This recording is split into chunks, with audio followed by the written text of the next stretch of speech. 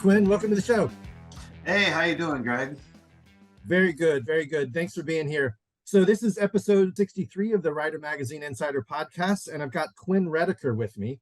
Quinn spent nearly 2 decades as an officer with the Ventura Police Department, which is where I live. We both live in Ventura County. He's got 10 years as a SWAT sniper and many years as a motor officer. Quinn's certified by the Commission on Peace Officer Standards and Training as a police motor instructor, an emergency vehicle operation course instructor, a firearms instructor, and a range master. And some of you may already know Quinn because he's competed over 100 police motorcycle competitions through the U.S., taking top honors in most. In 2016, I wrote a profile about Quinn for Rider Magazine, and we posted 2 videos on our YouTube channel of him in a police motor competition in San Francisco in the summer of 2015. And those 2 videos have a combined 16.8 million views. So people are definitely very impressed with seeing him perform. And so Quinn is currently the BMW Authority Brand Ambassador for North America.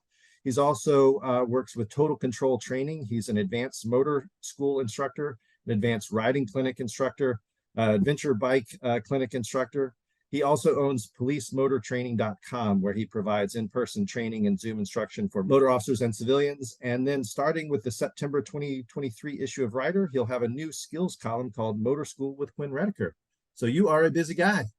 Wow, that sounds exciting. I want to meet that guy. Exactly.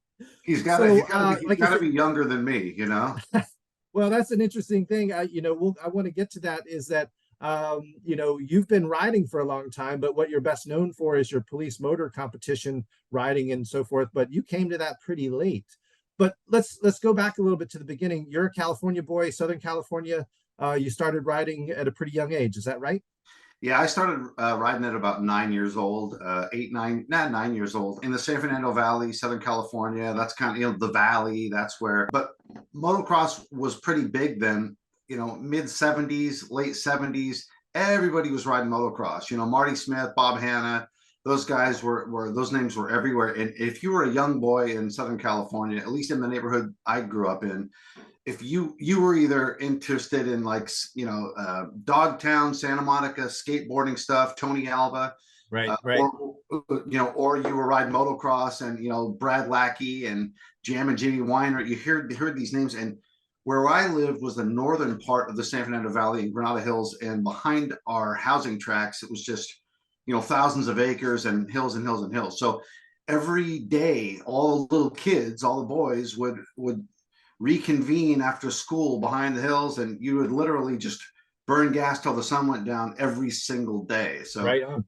And it was a combination of, motorcycles were cool, but it was also a social thing. It was what the boys did. We didn't play baseball in a ring. We rode dirt bikes every day. So cool. Well, you stuck with it and must have ridden recreationally. Did you do some competition as well?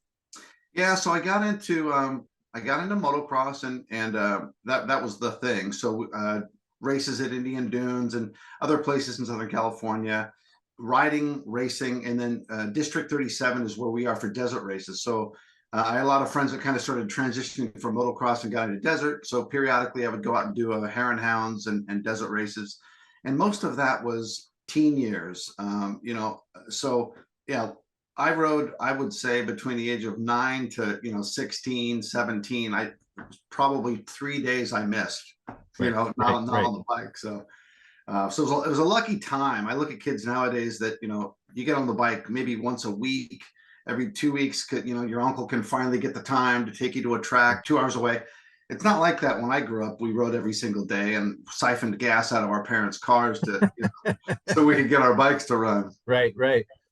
So your career in being a police motor officer came fairly late. You had a career that was in marketing there for a while, and then I was in sales and marketing.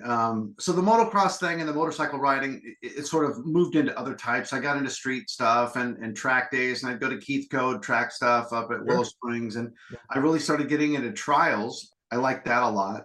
So just varying aspects of motorcycle riding in general. I had street bikes myself, just transportation wise as well.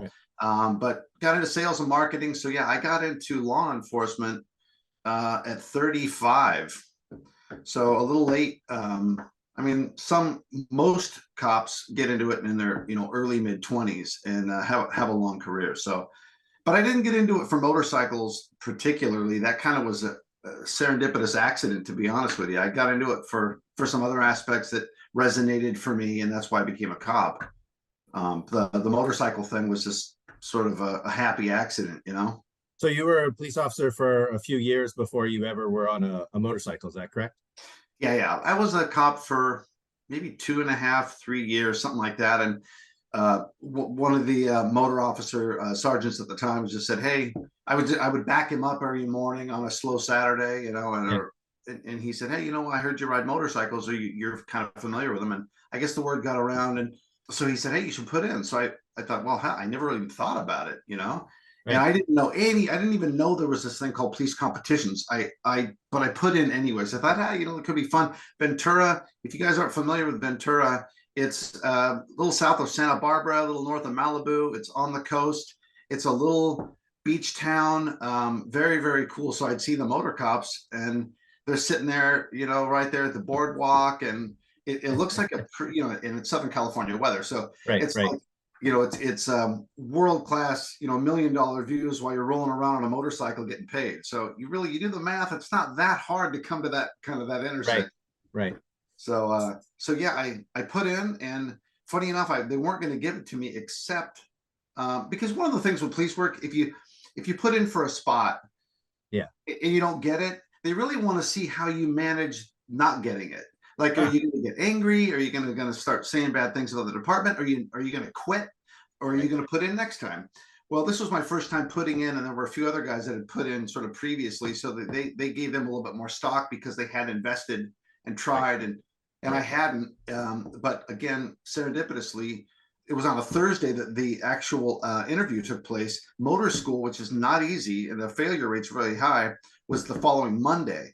Typically, an agency will give you what's called a pre-academy, where the motor officers will go out and they'll work with you for, say, a week or two to just kind of get your mind working Right. around the type of riding that you do as a motor cop before they send you to motor school, or for sure you'll fail. But in this case, they didn't have a lot of time. So they thought, well, Quinn seems like he's got the most experience. We think maybe his probability of success will be greater than the other two. So they're like, all right, congratulations. This was like a Friday. They said, congratulations. Go over to this motor officer's house, and you're going to sift through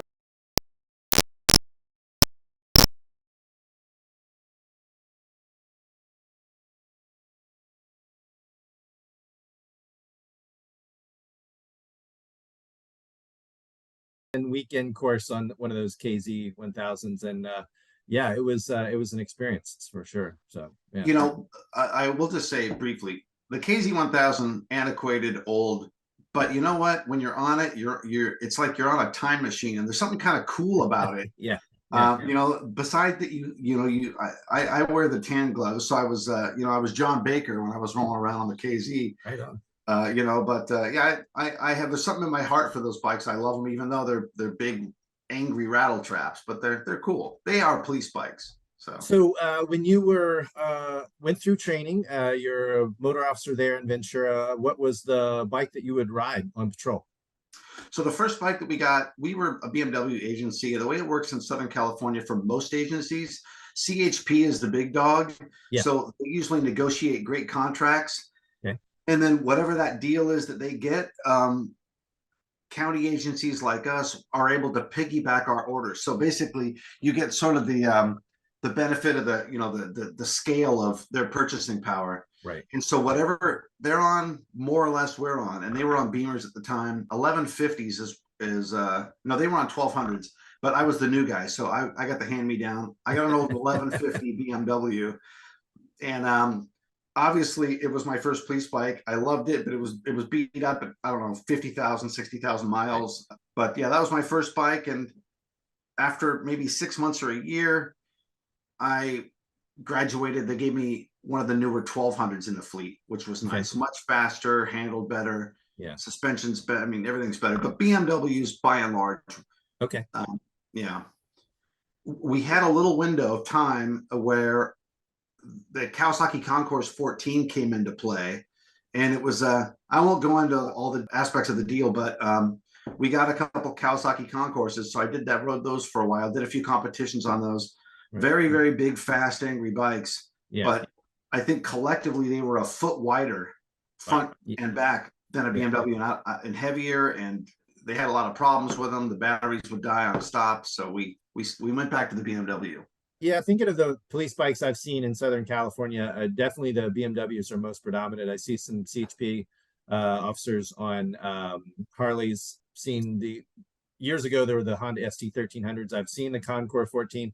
Haven't ridden most of these bikes. I know a Concours 14 is very fast and comfortable, but it does not have steering nearly as light as an RT. You know, a big BMW R1200 or R1250 RT.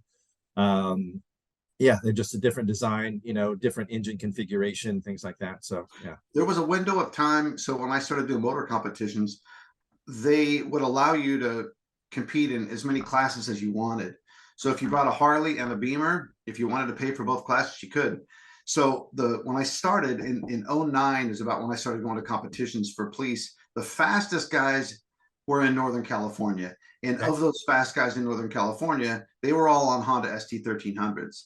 So I went ahead because, now I'm a racer. I love competing. So I bought my own personal ST 1300 from a emergency light upfitting company in the Midwest, so that I would trailer that up. So I've spent a lot of time training and riding the ST 1300, which, while it's an antiquated platform, I still think it's for its time, it's a great bike. Yeah. We have a lot of readers, who are big fans of, the ST 1100 or ST 1300. A lot of people really wish that Honda would come back with a version of that. It's just a super smooth as a V4 engine, great torque, very comfortable sport touring bike. And that a lot of people really wish that Honda still offered that, because there's really no sport touring Honda in the same way. I mean, it's pretty much the Goldwing, and that's quite a bit bigger and more expensive and more complicated than a lot of people want. But yeah, and while the ST was heavier than the Beamer, it was lower center of gravity. And the main thing that I liked about it, really two things. One, it was a wet clutch versus the BMW, which was dry. So you had to be careful with the Beamer. If you didn't finesse it, you could fry the clutch. And the Honda, you could just, it was just a war horse. I could just, it didn't matter what I did. The bike was like, all right, we'll deal with this idiot on top of the bike. And so first gear was nice and tight and low, and the chassis was less upset when I would throw the bike around a lot. Whereas again, the older Beamers were a little more like 76 Cadillac Eldorados when which was dicey. Right. Now the new Beamers, they are wet clutch, they have a low first gear, and they have fully electronic suspension. So the Beamers that I ride and compete on today are, they're UFOs compared to what we were on before. So tell us about what it was like getting into the competitions. So, clearly you have had the training as a police motor officer, but you bring to this, a very diverse and long range of experience with, street riding, motocross, trials, which, trials, if anybody, I've never ridden trials myself, but to see what trials riders do, the ability to, the level of clutch and throttle control, the balance and so forth, which I can imagine those are the guys that do really well in all the hard enduros, the crazy Erzberg rodeos and Romaniacs and stuff. The guys that have trials background seem to do really well. So I would think the super tight first gear configurations of these courses, and if nobody's actually ever seen one of these, you can think, okay, they're going through some cones in a parking lot, but how close together these cones are that you guys go through in these competitions is really pretty remarkable, to even be able to ride through there and not knock a bunch of cones over, because you get penalized if you knock over cones. And then of course there's a stopwatch, but that, what you guys are able to do with a level of control as well as speed, because you're on the clock. But what was it like to get into doing these competitions? Well, for me, so I finished motor school and I did well. And by doing well, the main thing with police riding, I won't get into all the hows and whys, but the trickiest aspect of it, really the one fundamental that's different than any other type of riding, is that you have this big, heavy motorcycle. Now think about what your motorcycle does. In first gear, it'll probably do 40 miles an hour, depending on what you're on. You could maybe faster, but 30, 40 miles an hour. Well, I'm asking you now to take this motorcycle in first gear and make a U-turn in 16, 17-foot circle, which is very, very tight. Right. The only way you're going to do that, so one of two things, if you ride it traditionally, you're either going to have the clutch out and you're going to need to give it enough throttle so you're not stalling it, right? Right. Right. Well, the problem is now you're going, say, 12 miles an hour. Well, that's way too fast to execute a 16-foot circle because you need to be leaned over, full lock steering. Well, so, okay, so now I'm going too fast in first gear. Well, how do I compensate for that? Well, you slip the clutch. That's the whole thing, is that we ride the motorcycle in the tight sections where we're in the gray area. The clutch isn't fully engaged, it's not fully disengaged. You have some throttle because we need power, but we're really, the different thing you need to wrap your brain around as a motor competitor is the motorcycle lives and dies with the clutch, not the throttle. We kind of set and forget the throttle, and we're living in this friction zone more or less, depending on how tight the section is. So that's, once you get your mind wrapped around that idea, whatever skills you brought to the table prior, whatever your background is, you can apply a lot of those things. For example, they also teach in motor school, you do not cover the front brake. When you want to apply front brake, you take your fingers off the throttle, 4-finger brakes, smooth, controlled, modulating the front brake. When you're done with your braking, you let off. Well, in my background in racing, I'm a big trail breaker. I overlap my controls. Yep. Well, so my index finger rests and lives and covers the front brake all the time, not just because of the reaction time. Yes, it speeds up my reaction time, but it's just a place where, you know, a lot of racers, they'll overlap those controls. I'll be on the brakes and on the throttle at the same time. You can't do that if you're not covering the front brake. Right. So that's one of those things that once I went through motor school and now these motor competitions come up, I'm starting to explore all these other things that I already naturally sort of did from other areas of motorcycle riding. The trials, as an example, the main thing with trials is, and you touched on it, great clutch control, throttle control, balance. And the thing that's interesting about balance is it's not so much, hey, my balance is better. Like, yes, I practice on a slack line and all that, and my balance is pretty good. But being good at balance really means is when you're on a motorcycle, you're more conscious of your personal body weight and where it's transferring around on the bike.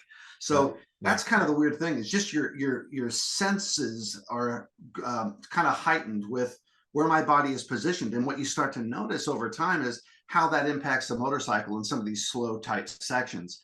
And really over the time of these competitions, I just started, I was like, first of all, I'm a racer. I want to win, right? Right. So, and then, so, well, how do you win? Well, you practice. And then how do you practice? Well, you go to these things and you start seeing people do things. And if you're paying attention and you put your ego in a glove box somewhere, you'll start picking up on stuff. So that was kind of what I did. And I just loved it. So growing up riding dirt bikes, imagine if you can still race like you did when you were 10, get paid, but you're an adult doing a job. Like, holy mackerel, is this real?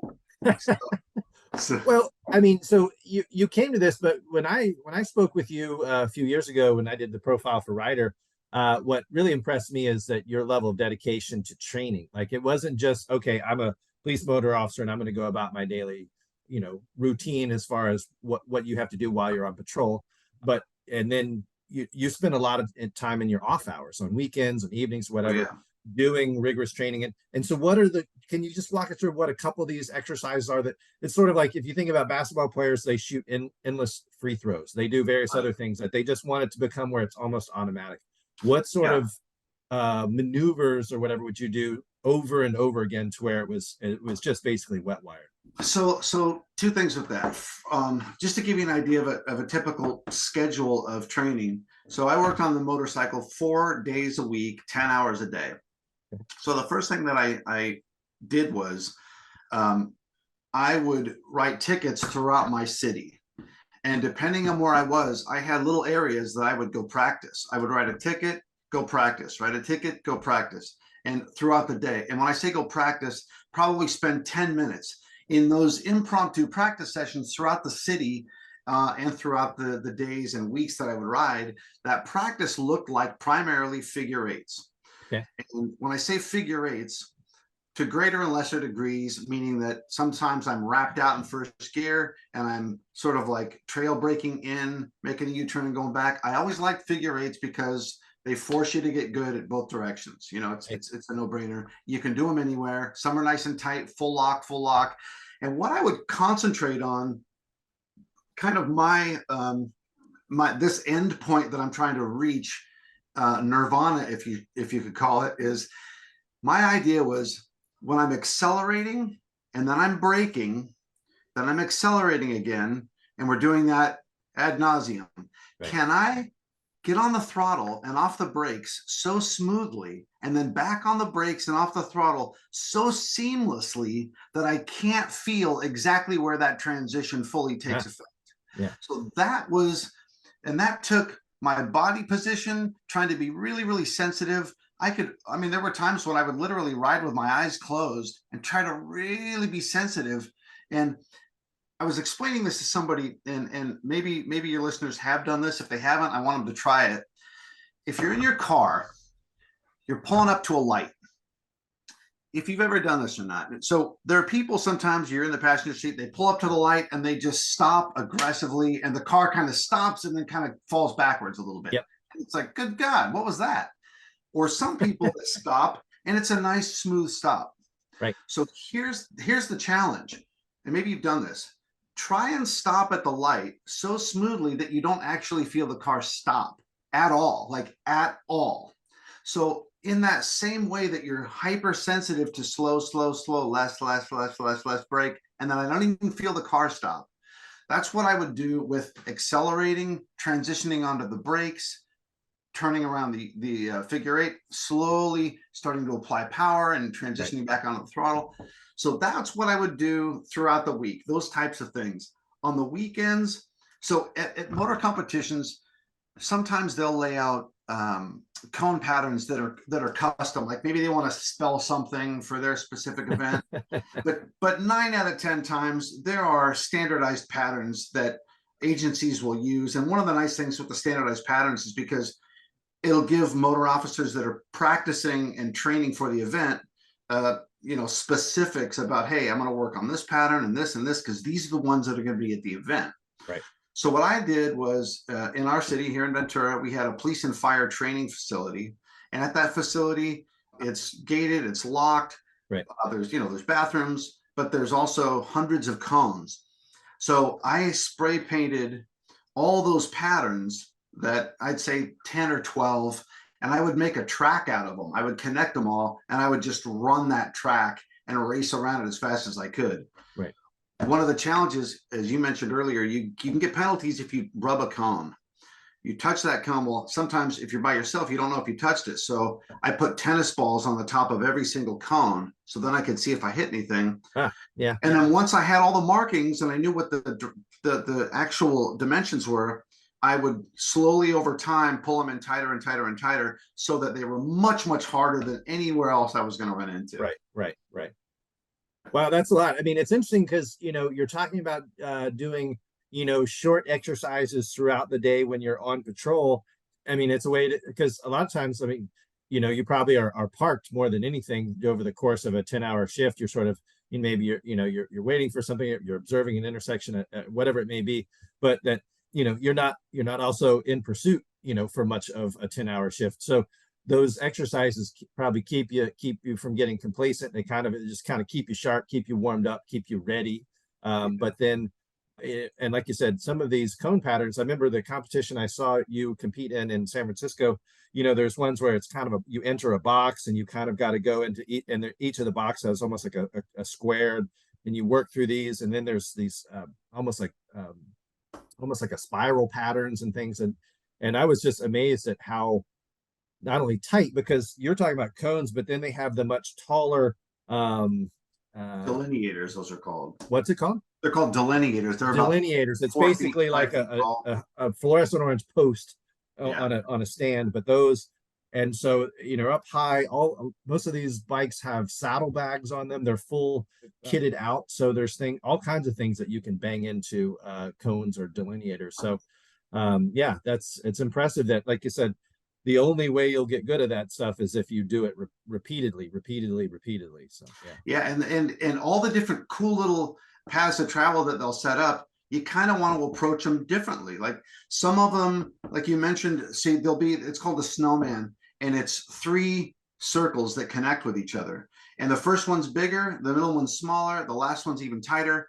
And then you'll come out of things like that, and the cones will be, maybe the cones are so low that I'll have to stand up on the pegs and look over the windscreen so I don't hit anything, so I can see where I'm Right, sure. so there's all kinds of weird or ones where it'll be circles, and you're going in a row of cones. It's like, so like imagine going around a cul-de-sac, and it's a 3-foot wide, just solid row of cones. If you go too fast, you start leaning over so much that you're going to rub stuff. So then I'd start trying to kind of road race it and put my center line of my weight on the inside to keep the bike straight up so I don't hit stuff. So you start to learn all these little, like, hey, I think, because the question is, how can I go as fast as possible and not hit anything, right? And be consistent with it. So well, yeah, that's like I said, I've never attempted any of that. I know there's some civilian training for some of the police motor type things. I know the class school out at that Reg Pridmore does. He does a motor officer authority training. I think it's called MOAT, and several other of the schools do it. I understand it's one of those things, especially if you are doing it for the first time. And the one I did was called Ride Like a Pro. It was a weekend course, or maybe it's just a day-long course, and they had some of the KZ 1000s, and I don't know how many times I dropped that bike. And that's the thing, if you're trying, it's not a matter of if, it's a matter of how often you're going to drop the bike, and it can be pretty demoralizing. You're having to pick it up and so forth. So obviously that's what you're trying to avoid, any kind of dab or anything like that, but also touching cones and any of that. So yeah. You did this for a number of years. Like I said, you've competed in well over 100 of these competitions. I know that when you and I when I did the interview with you, had sort of rotated out of being an active police motor officer, and I think you were just dabbling in some of the competitions. You weren't doing them as regularly as you were at the time. Yeah, actually, when we went up to San Francisco for that, I don't think I had done a competition for 4 years. Wow. Yeah. So I was still on the bike periodically. So I promoted and I transitioned out of the motor unit, and then I was supervisor for our dispatch center, but I was still our instructor. So they would pull me out and I would put people through a motor school, and I was still actively riding as a motorcycle rider regularly. So, but a lot of the stuff, as I'm finding now, kind of where I'm at now, but when you don't do something for a while, you don't necessarily lose the speed, you lose the consistency. Okay.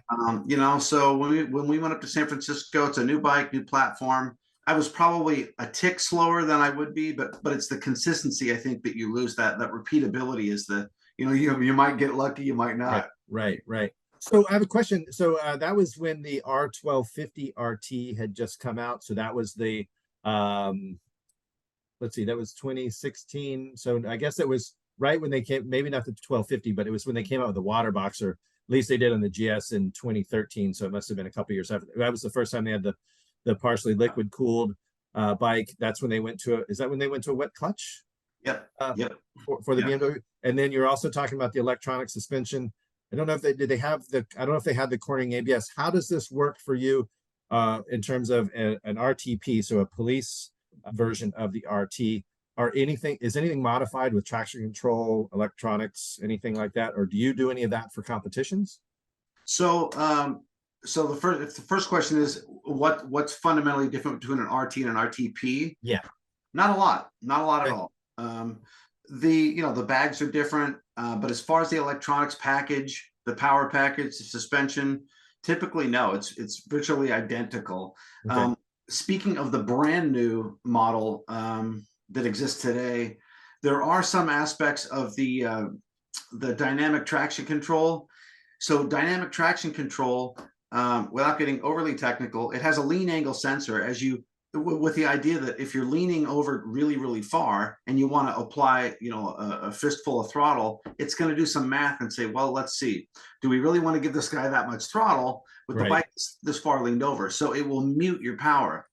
So in the civilian model, that's a thing. It's in the package.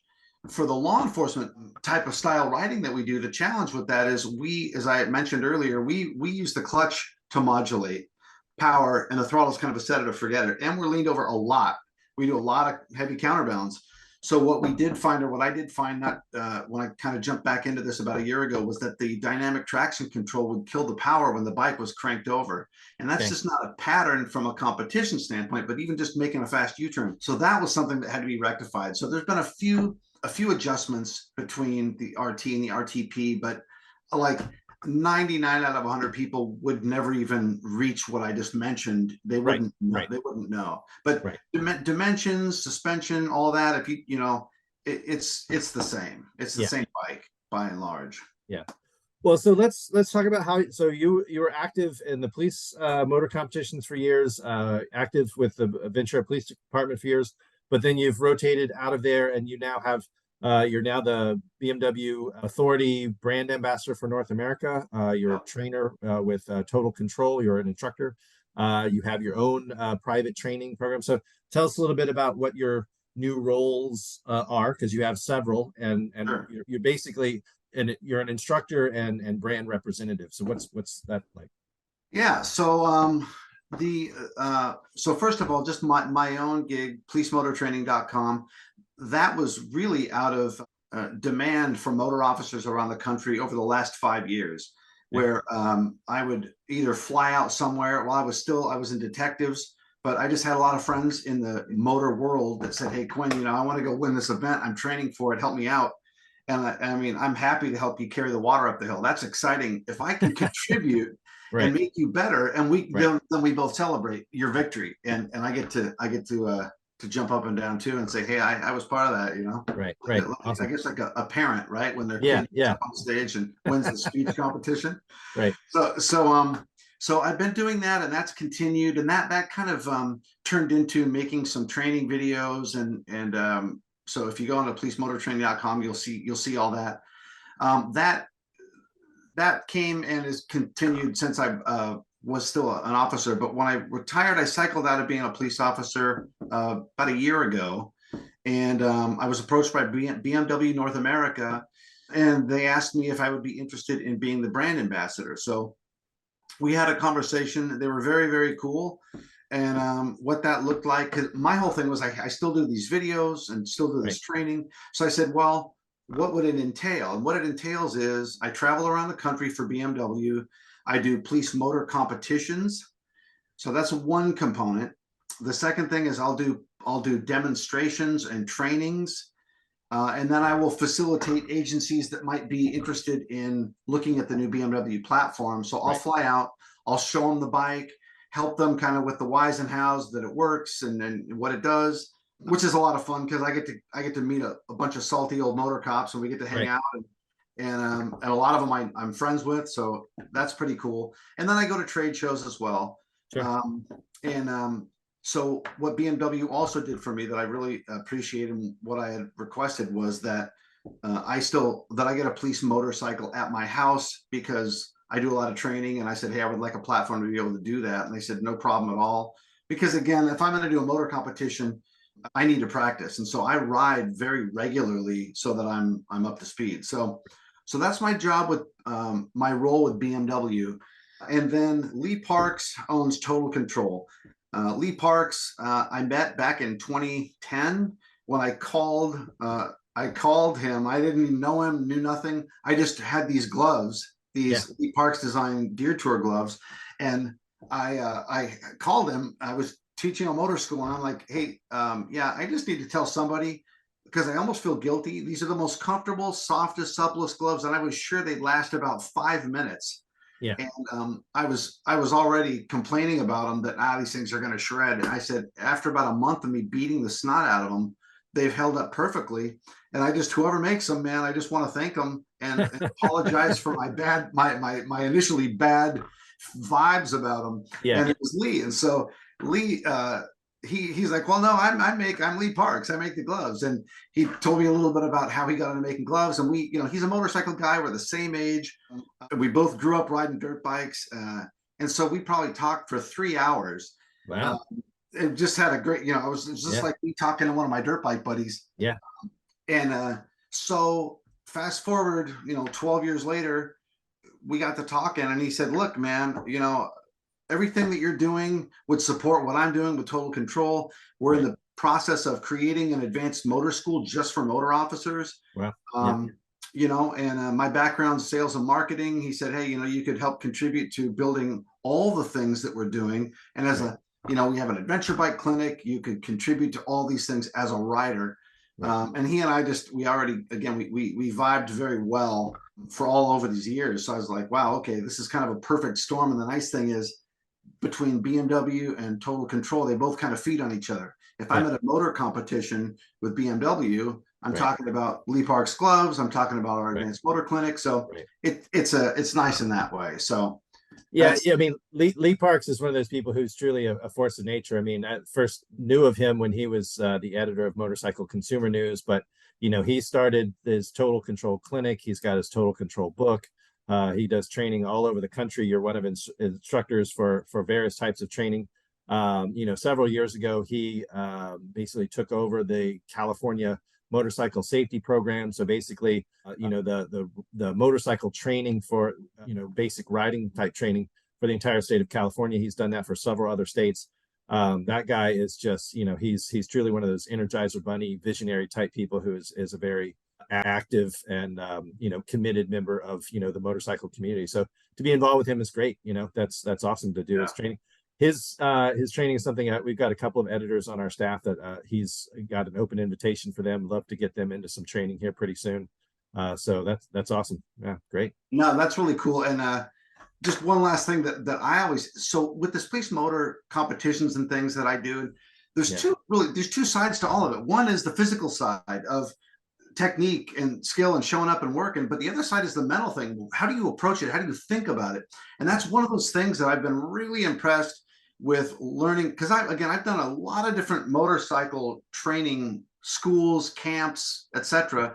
But one of the things I loved about Lee's programs is that he really delves into fear. He delves into expectations. He delves into how you think about what it is that you're doing. And I think that's just such a huge, for me anyways, that resonated significantly, because that's just such a big part of the overall package. You know, a lot of people approach stuff saying, I want to be better, I want to be faster. And in my personal training with guys, I say, look, speed is a byproduct of doing all these other things right. And part of doing these things right is how you think about it and how you approach them. Don't worry about speed, you know. I want to be rich. Well, let's get into the, you know, into the all the little components of it, and let's see if the money doesn't follow. So that's been really fun for me, you know, with Lee. And so we were, I may be jumping ahead, but we for the last week I've been out with him for our he has an advanced track clinic. So it's an advanced riding clinic, but it's a really cool thing where it's not a track day, but you're actually able to go out on a road racing track with advanced riding coaches with Total Control and go around and start working on some of these techniques that the class teaches. For me, though, it's been great because, you know, Lee is a racer. He's a road racer. He's a national champion. And I'm not, I mean, I've done some track stuff, but when somebody's in front of me, I want to keep up with them or pass them. And so it's been so much fun with him. And because he knows what's going on in my helmet. Every racer knows. You go by anyone who is like, I'm racing, and you pass them, you know, they're going, oh, no, I'm going to get you back. So he toys with me when we're at these clinics, you know, taps his rear fender, you know, stay on me. You know, your turn points are wrong, and this and that. So he races dirt track, and he's got a supermoto bike. It's a Husky supermoto. And I rode it, and I'm like, yep, I'm getting a supermoto bike. Yeah. So I left there somehow. You know, I went to this clinic, and now I'm you know, I'm going to be $12,000 in the hole here in a minute. Right. Yeah, exactly.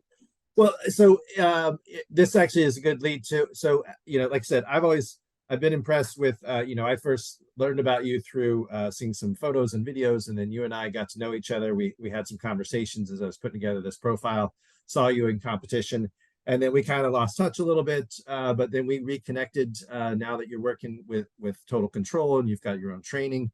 And so you will be starting with the September issue of Rider, have a new column. It's called Motor School with Quinn Redeker. And basically, you've got a lot of knowledge and experience, and particularly some of these mental aspects of motorcycling. whether it's with your trials riding or your law enforcement experience, your experience in motor competitions, your experience as an instructor, can try and translate that. You're very good at putting that into words. And so we've got a series of articles we'll be rolling out. And so you'll be basically sort of sharing your knowledge with the readers of Rider Magazine. So can you kind of give us a little bit of a preview of what we can expect in this new column? Absolutely.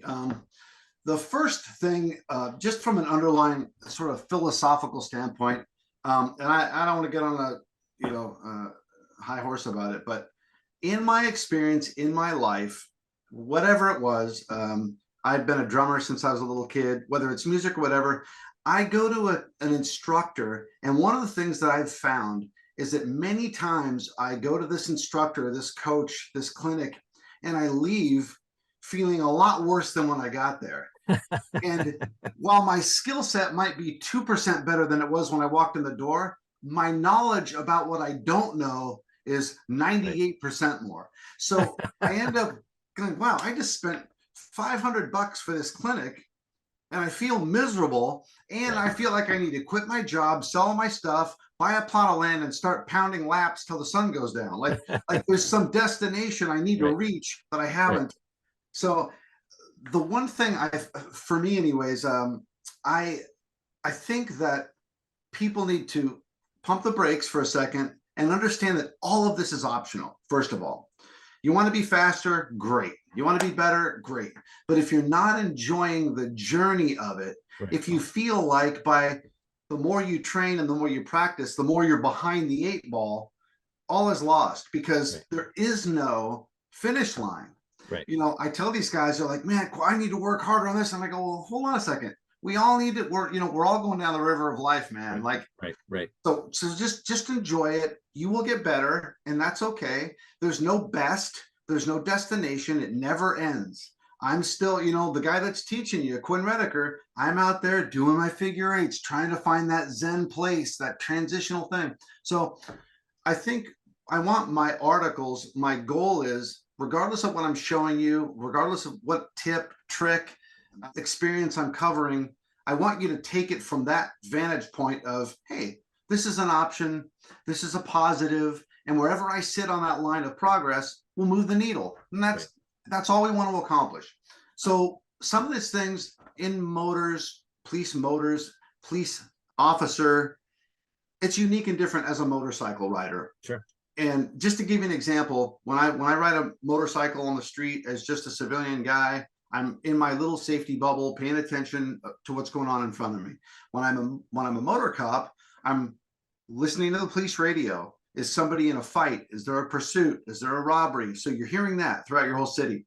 You're listening to dispatch. Now you're looking around. You got to find a violation. So your head's on a swivel.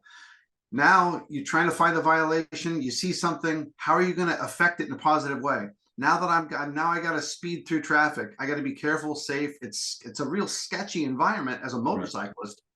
Then as soon as I make that traffic stop, where am I going to pull them over? Cover, concealment. Now I'm tactical guy. Now I got to think about a gunfight. And the thing is you might think, well, a gunfight, like really? Well, actually, yeah, really.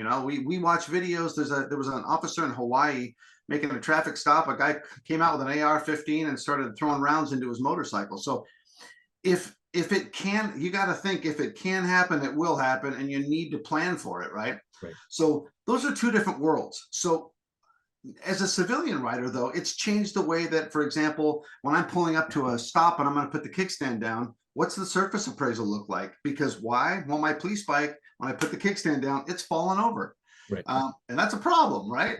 So there's silly sort of little, hey, maybe you should think about that, or maybe you don't do this. And it's sort of lessons learned between me and all my motor buddies around the country that have, been self-effacing enough to give me a nice big bucket of tips. So there's things like that. Then there's technique related things about making you a better slower speed or street speed rider. Things that I practice, things that I work on, and just all of it is just stuff that I've used. And yes, my background's varied, but all of those things wrapped up into police motor guy. These are some ideas that don't require you necessarily to go spend 9 weeks in South Africa at the special training camp, Right. And quit your job and lose your wife. So, Well, I mean, it makes sense because I mean, I've been fortunate enough to do training on racetracks. I've done, California Superbike School and class school, and I've done Yamaha Champions Riding School. I've done Moto Ventures dirt bike training. I've done adventure bike training with Jimmy Lewis. I know for some people they may feel that, well, I don't ride dirt bikes, so dirt bike training doesn't seem like something that would be applicable to me because I'm a street guy. They may think, oh, going to Danny Walker Super Camp dirt track training, like, oh, well, I'm a street rider. Why would that ever help? But the thing is, every type of training has applicability to any kind of riding you do, whether it's throttle control, it's awareness. But from the techniques you're talking about, you ride a BMW RT-P. It's basically very similar to the civilian model. All the riding that police motor officers do is on pavement typically. I mean, maybe you would leave the pavement if you had to, but so I think it's going to be a lot more relatable to people. It's also, when you're talking about slow speed maneuvers, everybody's familiar with having to maneuver motorcycles around parking lots, gas stations. Some people dread U-turns. I mean, that's the most basic thing that we're called upon to do. So yeah, getting into some leathers and going on a racetrack, some people are like, that's just not me. That's not the kind of training I want to do. Or maybe it's very expensive, but that you can distill a wide variety of experience and training. I know that you said that you've worked with not only Lee Parks, but with Keith Code, Gary LaPlante, a lot of these other folks that are, really iconic people in motorcycle training, is that you can distill a lot of that from your own experience and into some concepts and things that people would find useful. And I would think, and even in a single article, if there's one piece of information that a reader can take away and it just sort of sticks with them and they think, okay, let me just sort of think about this a little bit differently. And that's something I know in your introductory article, you talk about, hey, if I can just get you to start thinking about things a little bit differently, that's a win, because you want to be as aware of your situation. And that's where you're talking about in a patrol situation, you've got to be head on a swivel, situationally aware of what could happen.